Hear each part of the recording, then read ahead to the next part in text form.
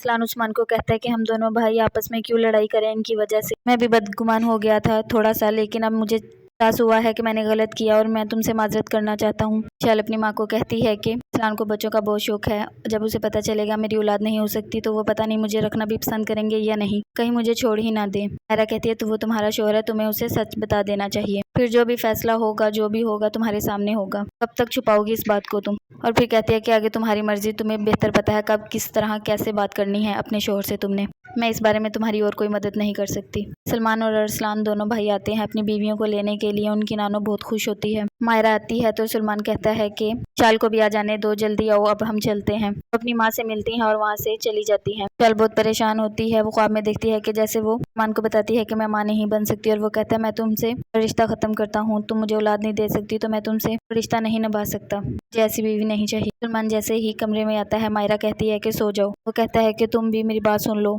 ये किताबें पढ़ना बंद कर दो। मायरा कहती है कि मुझे तुमसे डर लगता है, तुम मुझसे दूर रहा करो, मैंने तुम्हें कहा है ना सो जाओ, नहीं तो मैं यहाँ से चली जाती हूँ। सलमान कहता है कि बात का तमाशा मत बनाओ घर में, ठीक है मैं सो जाता हूँ, मैं तुम्हें कुछ नहीं कहता। खातिर भी सोच रहा होता है मायरा के बारे में और बहुत ज्यादा परेशान होता है, वो मायरा को भुला नहीं सकता। मिशाल को बुखार होता है, उसकी सास नाश्ता बना रही होती है, आकर नंद कहती है कि हाँ घर रह के आइए, तब तो बुखार नहीं हुआ, यहाँ आते ही भाभी आपको बुखार हो गया। सलमान कहता है कि मैंने तुम्हारे आने की खुशी में महफिल रखी है, तुम्हें क्या पसंद है, बिरयानी या कोरमा, पुलाव, जो भी पसंद है बता दो वो बना लेता हूँ। मैं कहती है इस चीज की क्या जरूरत थी, रहने देते। सलमान कहता है मैं तो नेकी करना चाहता हूँ, अच्छा बनना चाहता हूँ। मैं कहती है चलो ठीक है जैसे तुम्हारी मर्जी। वैसे जब घर आता है तो मायरा की दादी कहती है यहाँ पर क्यों आए और ये फूल और मिठाई किस लिए। वो कहता है किसी के घर जाते हैं तो खाली हाथ नहीं जाते, आप गालबन वही हैं जिन्होंने मुझसे कॉल पर गुस्से में बात की थी। उसकी दादो कहती है मायरा की फिर भी तुम आ गए। कहता है कि मैं बाइज्जत तरीके से आपकी बहू का रिश्ता लेने आया हूँ। मायरा की दादी कहती है कि मैं रिश्ता नहीं दे सकती, हम दादी नानी बनने वाले हैं, इस उम्र में क्या शादियां करेंगे।